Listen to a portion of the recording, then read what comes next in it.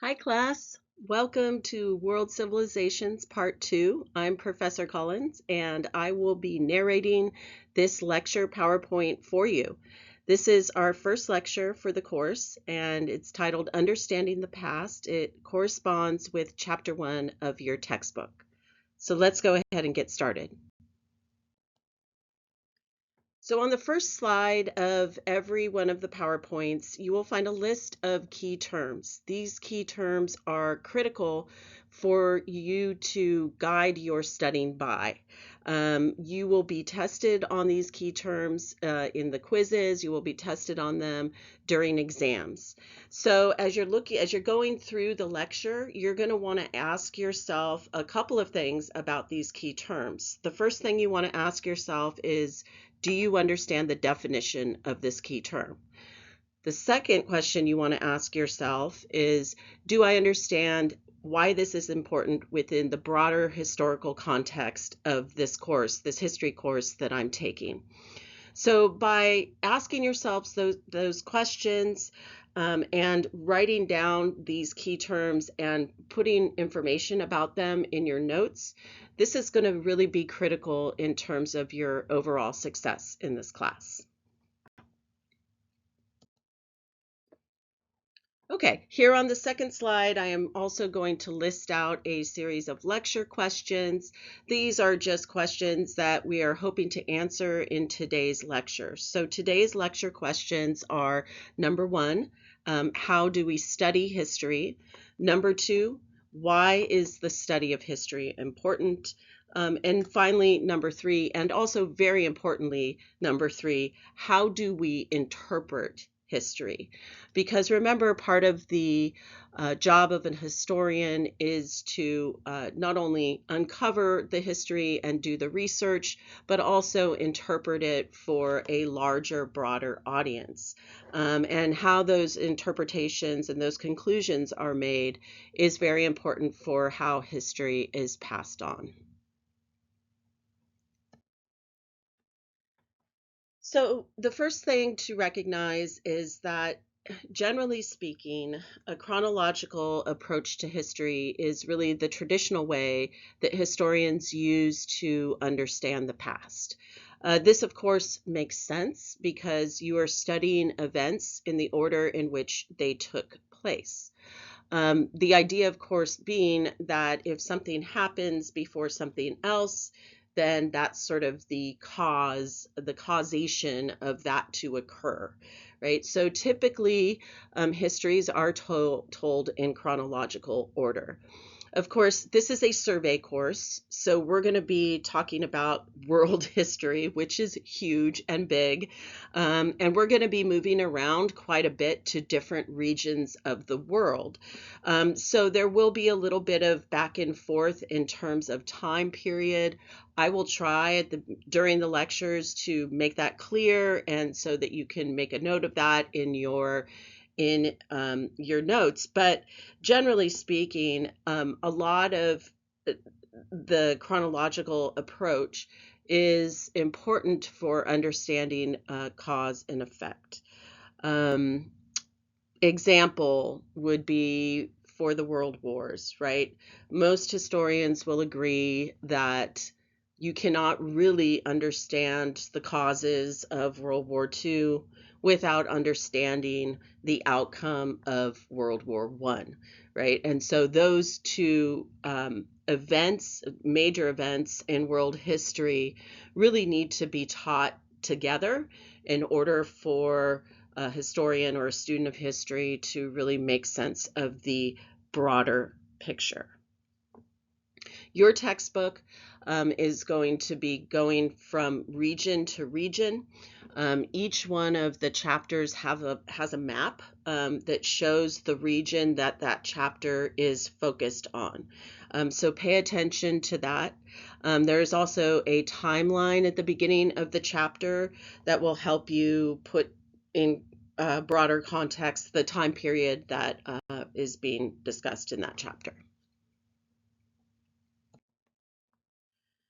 Okay, so one of the things that's come out of a lot of modern historical research is this concept of the global citizen, right?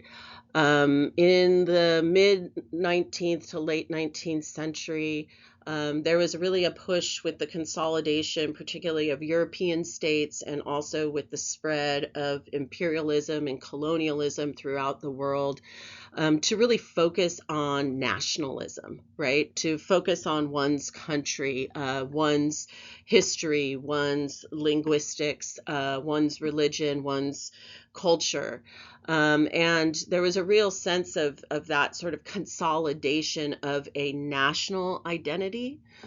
Moving into the 20th century, and with a lot of the tragedies that occurred in the 20th century, which of course include the two world wars, but also the mass genocide of the Holocaust.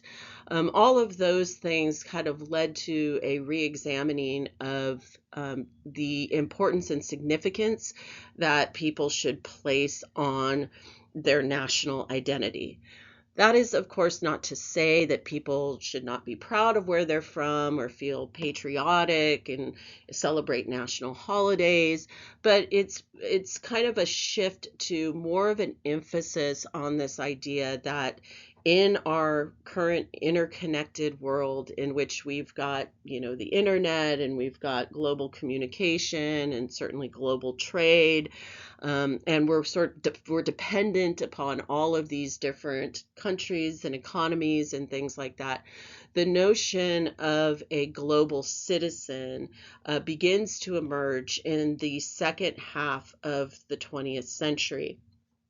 And because this happens, this actually gives people a new perspective on history as well, right? As we start to think about histories as being more interconnected and interwoven instead of just simply being, this is my country and the history of my country.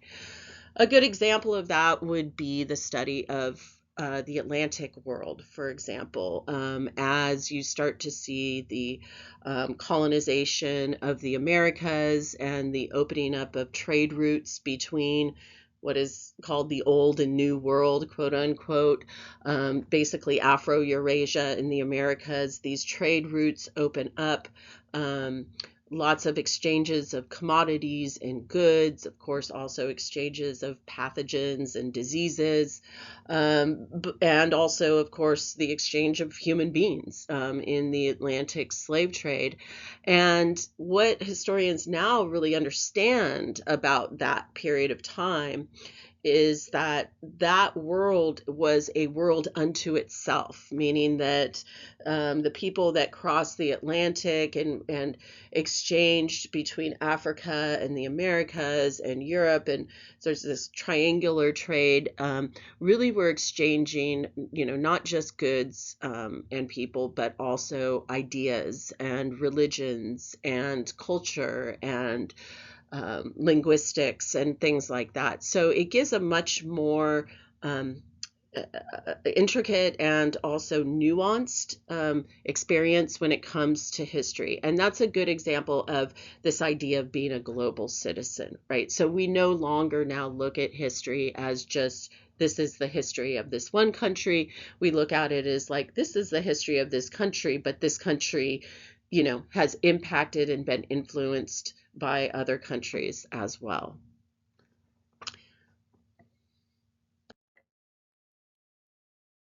Okay, so we're talking in this chapter really about, gives you a kind of an overview of the book, but it also gives you some insight into what historians do, right? And so historians, what we do is we look out, we analyze the past, and then we make interpretations based on these analyses.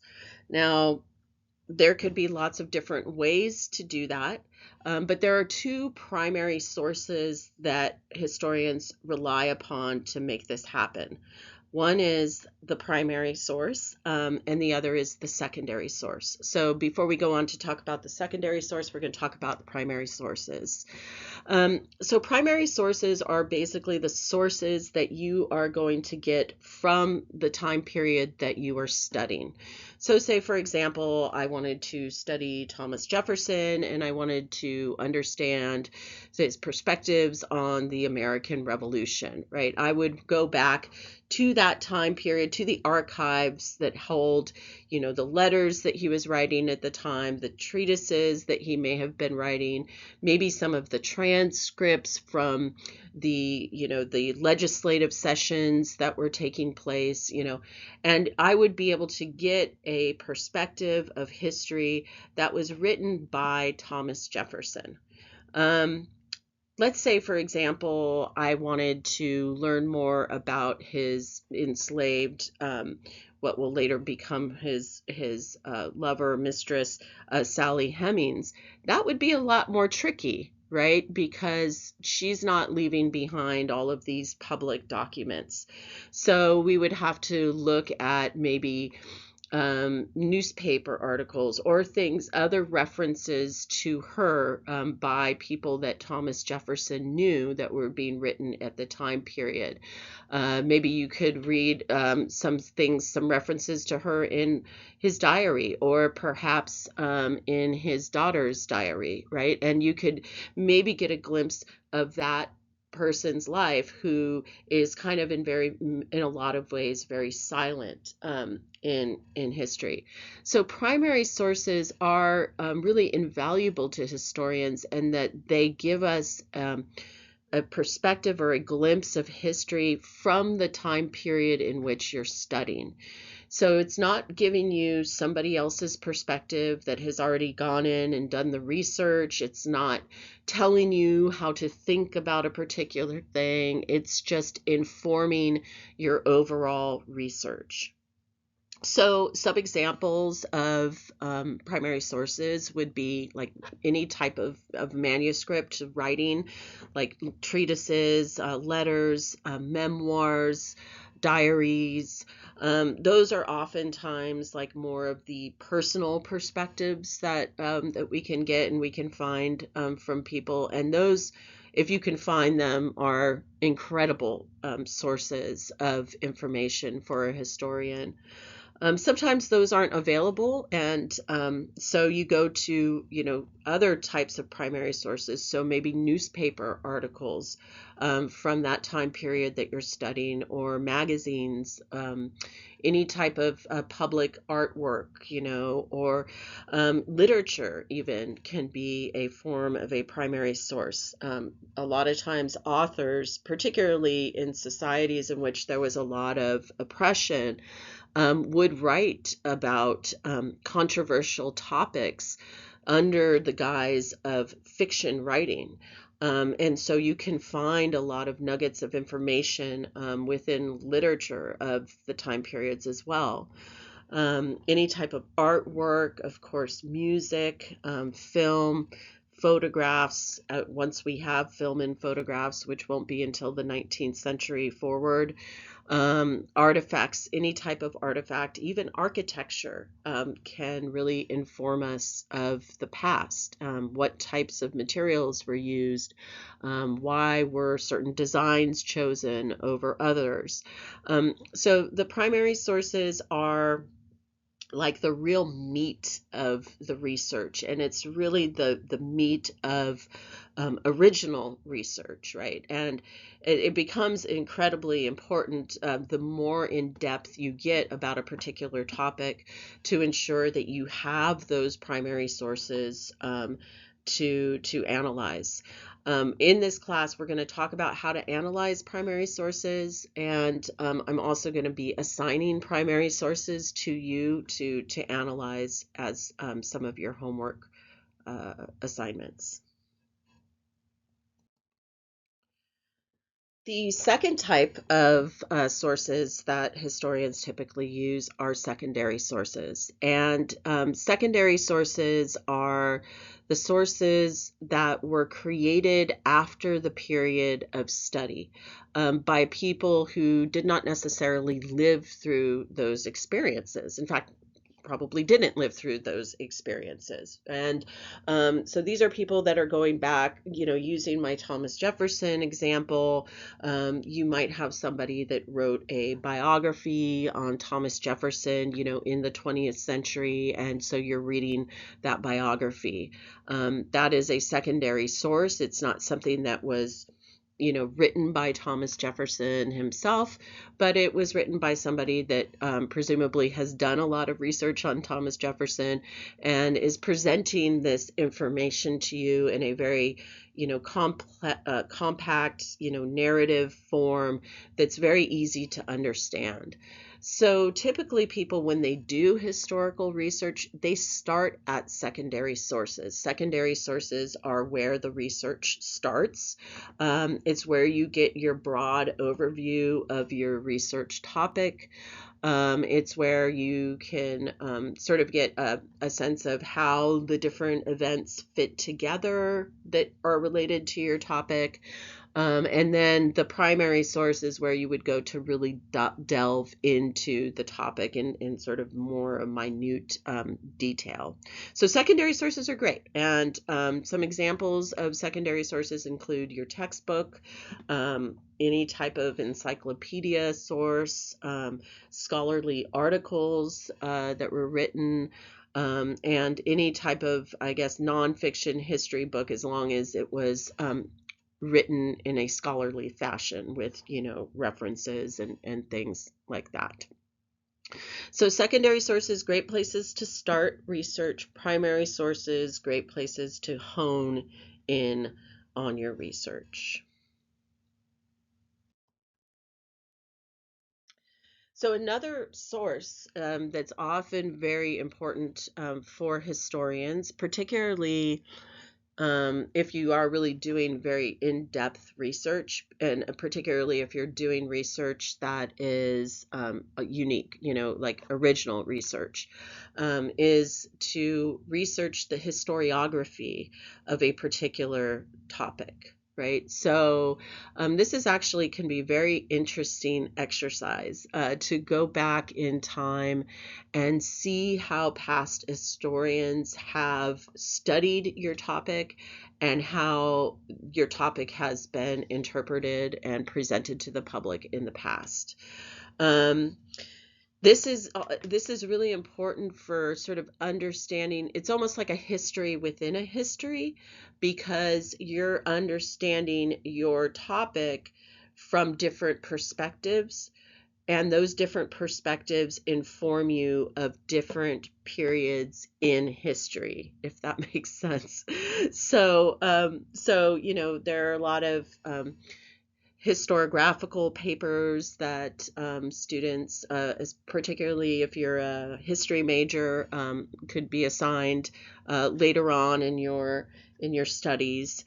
But it is a very interesting exercise, and it's a very important exercise, particularly for having a better, deeper understanding of whatever your research topic may be.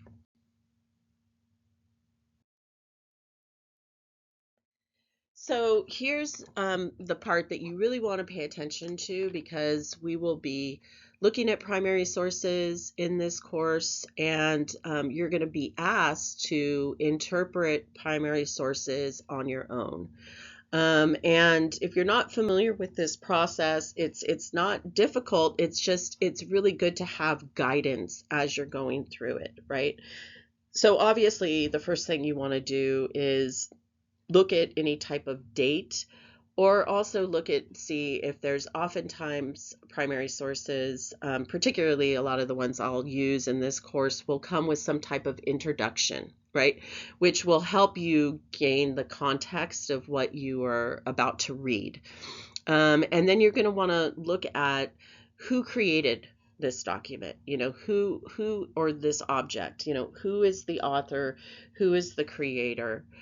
Who were they? Do you know who they were? Do you know if they had any angle that they were taking when they created this document or this object? Who are they writing it for, or creating it for? Because, and this is very important, because you can see interpretations of the exact same event in history two different ways depending on who that person is um, relaying the event to, right? So, perfect example would be, obviously, if you are talking to your boss, you're going to be, writing your email or talking in a certain way that's a much more formal way of communicating whatever information it is that you're communicating, as opposed to, writing an email or a text message or talking with your friends on the phone, right? There's definitely different ways in which people communicate information based on those circumstances. So it's really important to understand, if you can, who the intended audience was for that particular primary source. Sometimes it's nobody. Sometimes it's just for themselves, like in the case of a diary. And that's even more interesting, right? The things that people might reveal when there really is no audience. Okay. And then the other thing you want to think about is the intent. This you can actually get sometimes by reading the document or reading in between the lines of the document, right? They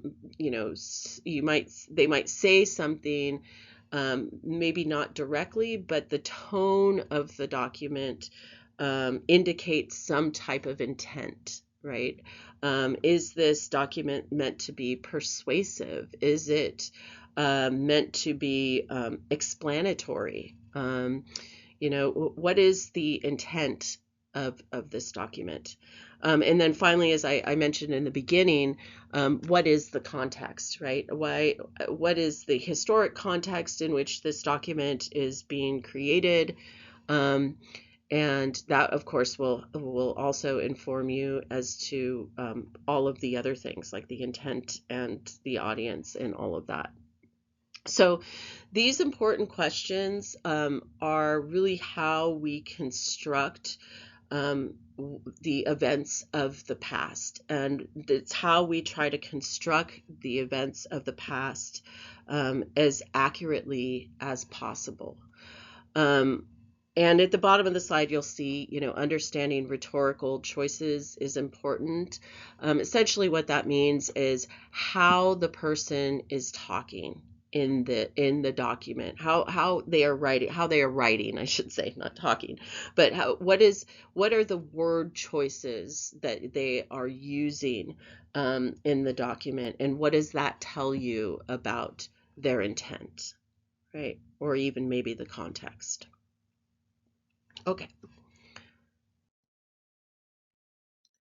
Okay, so one of the really exciting things I think about historical study in the past 50 years or so, 50 to 60 years, has really been about the fact that historians have made an effort to uncover hidden histories, right?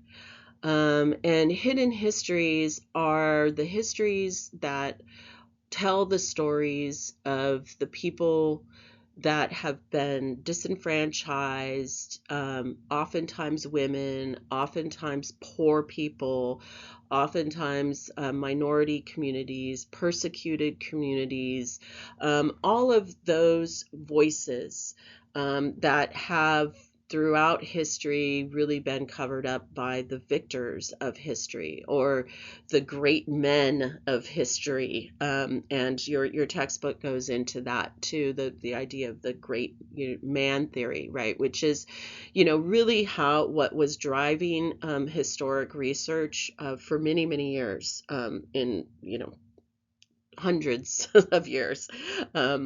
in historical research. And in the late 20th century, for a lot of the reasons that I described at the beginning of the lecture, regarding, this idea of a global citizen and this idea of including all people's voices. And this really led to the discipline of uncovering hidden histories. It's not easy to find these voices in history. Oftentimes you have to go to public sources. You have to try to find references to people. You have to read between a lot of lines when you're looking at hidden histories, because oftentimes, people who have been marginalized will be talked about by other people or mentioned by other people in certain ways, and not always accurate ways, but then you can sort of read between the lines of that to glean information, if that makes any sense. So these hidden histories are a very important part of historic research today. And they really just keep getting uncovered the more that historians are able to get access to information, and mostly primary source information is where you're really going to be able to uncover a lot of these hidden histories. All right, so now we're going to talk about different interpretations of history. And these interpretations have changed, particularly in the past century. Things have really changed quite a bit in terms of how people are interpreting history. So, the traditional way in which people interpreted history was really this idea of progression. And we call this progressive interpretation of history. This is the idea that history moves really in one direction. History is linear. History is always evolving and improving. And basically, with this interpretation of history, you're looking at the political changes and progressions in society as always sort of being positive, right? Um, it's not that this is a completely wrong interpretation of history. It's just that this is a little bit outdated. Certainly, we talked about at the beginning of this lecture this idea of chronological history. And if you think about it, the progressive interpretation kind of follows that, in that, something happens and then this happens and this happens and this happens. And over time, things get better. Things are moving towards a more democratic value in society. This progressive interpretation of history really kind of began right around the Enlightenment and the scientific revolution, and this idea of like really having a lot of faith in human reason, right? As you move forward in history and you get to the 20th century, which was just this incredibly violent and chaotic and transformative century of human history, people start to question this idea that things are always going to be getting better and that democratic values are always going to be upheld, right? And this particularly, of course, changes after the World Wars. And so people start to look at history more from an intellectual perspective. And this would be the intellectual interpretation of history. And this is where you are going to start to take into account more psychologies, right? What motivates people? Why do people do certain things? How do they come to the decisions that they are making? What motivated people to follow Hitler, for example, join the Nazi Party in this, leading up to the Second World War?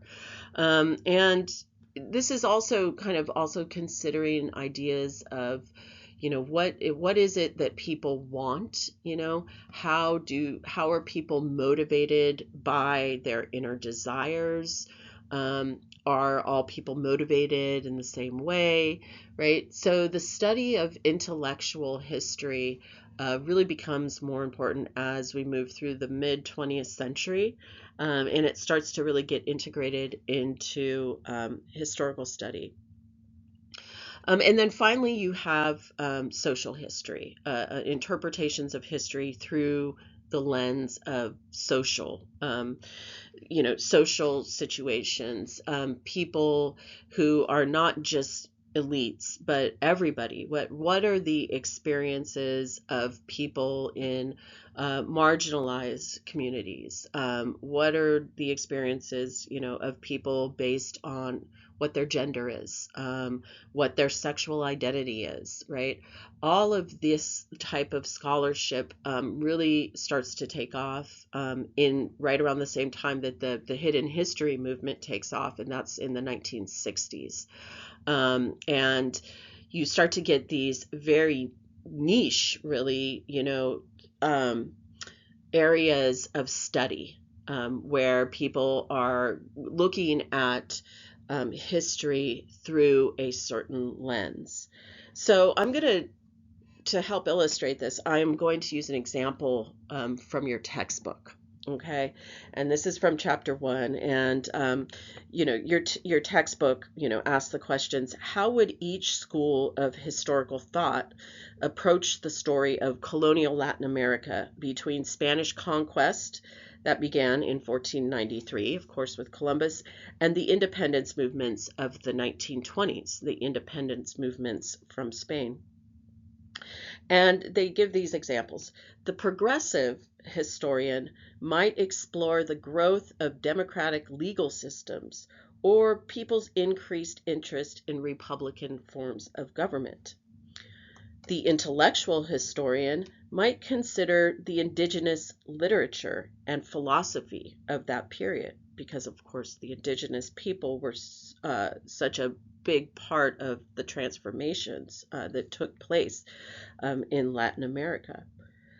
The social historian would look at what conquered people ate, how they worked, and what they looked for in marriage partners. So you're really sort of getting down to the individual experience with a social historian. A Marxist historian, which we didn't talk about here, but a different form of interpretation of history, a Marxist historian would examine unfair labor practices and moments of class conflict, like rebellion or riot, which again was a huge motivating factor for the independence movements in Latin America. The gender historian would focus on the role that social constructs of gender played in the lives of people in the past. And the post-colonialist would highlight why aspects of colonialism, such as racism and poverty, remain influential after independence. So all of these interpretations of history really can inform each other, and they can create a more complete picture of the past. And that's why it's really important that we have all these different types of interpretations of history currently. Okay, so the final slide in this lecture is we're going to talk a little bit about historical empathy. And this has a lot to do with how we want to interpret the past, the things that we want to understand from the past, and how we want to influence how we are viewing ourselves today and our human beings today, our societies, our human societies today. It is absolutely critical that when we look into the past, and we will see all kinds of things in the past, right? We need to look at the past with clear eyes, with non-judgmental eyes, but we also need to be brave when we look at the past. There are horrific things that happen in history. All over the world. Human beings are imperfect. Human societies are imperfect. And there are a lot of things that are difficult to look at. But we need to, when we interpret the history, use what your textbook refers to as historical empathy, which is essentially um, looking at the past with open eyes, not passing judgment on it with our modern sensibilities, and using as many methods that we have as at our disposal to understand the past, right? How we interpret that past really informs us of not only who we are as individuals, but who we are as a society. And it helps each individual look at the world around them in a way that allows for empathy and understanding. And I think everybody can agree that we need a lot more of that in our world today. And so history can really help with that, and historic studies can really help make that happen, and help the world really become more of a place of understanding instead of misunderstandings. So that's all I have for today. And this lecture again covers chapter 1 of your textbook. Please let me know if you have any questions. Do not hesitate to reach out to me via email or coming to office hours. All right. Have a good one, everybody. Bye.